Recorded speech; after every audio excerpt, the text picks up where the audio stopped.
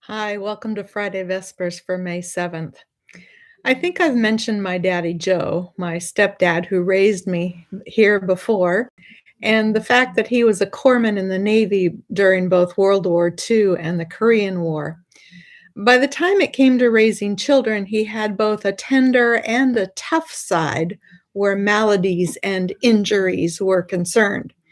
I recall the day he handed me the bottle of Vicks Vapor Rub and told me to rub it onto my chest before going to sleep. Looking back, I'm sure there were a couple of reasons for this directive.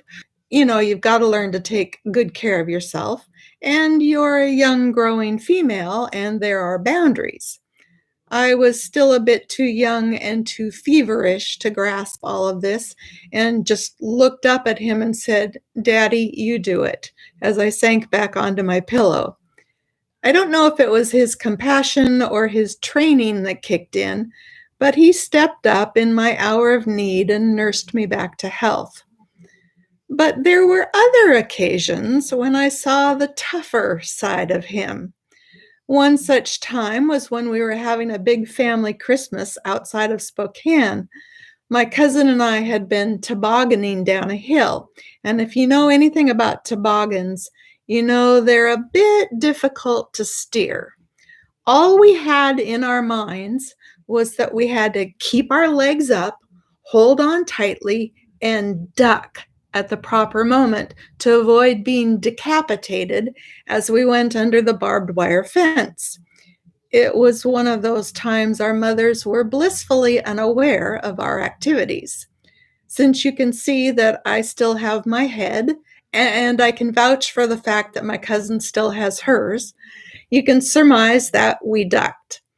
We didn't, however, miss the horse trough. The toboggan missed it, my cousin missed it, my knee hit it with full force. After the shock wore off, I just sat there in the snow. I think I was crying. I know I was thinking I would never be able to stand up ever again. I might have been a little dramatic. My older brother came tromping across the barnyard, picked me up, carried me into the house, and sought care for his poor, injured little sister.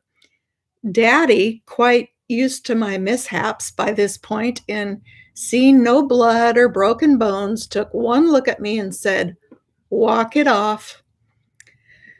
There are times in life when we need gentleness, kindness, tender, loving care. We need someone to hand us the box of tissues and bring us the whole pint of ice cream and a spoon, or even a whole quart of ice cream. There are other times, however, when we need to just do it ourselves.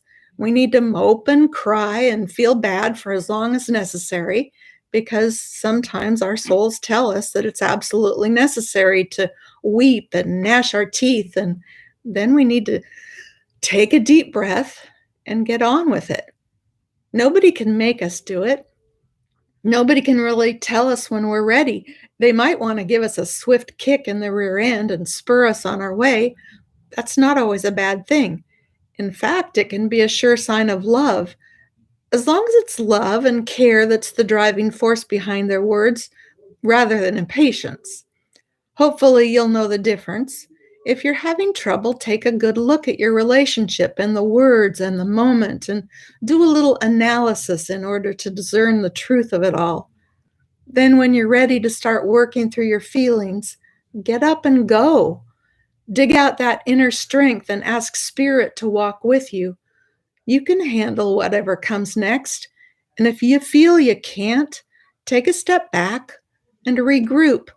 Remember that you're never alone. Lean on family, friends, professionals if need be. Lean on your relationship with the divine. We often think of the writings of the prophets as being harsh, but remember these encouraging words from the 41st chapter of Isaiah, written for a very discouraged Israelite peoples. "Fear not, for I am with you. Do not be afraid, for I am your God. I will strengthen you, I will help you, and I will uphold you with my strong right hand." Likewise, God upholds each of us tenderly, lovingly, sometimes to give comfort and sometimes to give a little nudge so that we might stand on our own once again. Have a beautiful weekend and have fun figuring out whether God wants you to sit and take a break or get up and walk it off. Bye bye.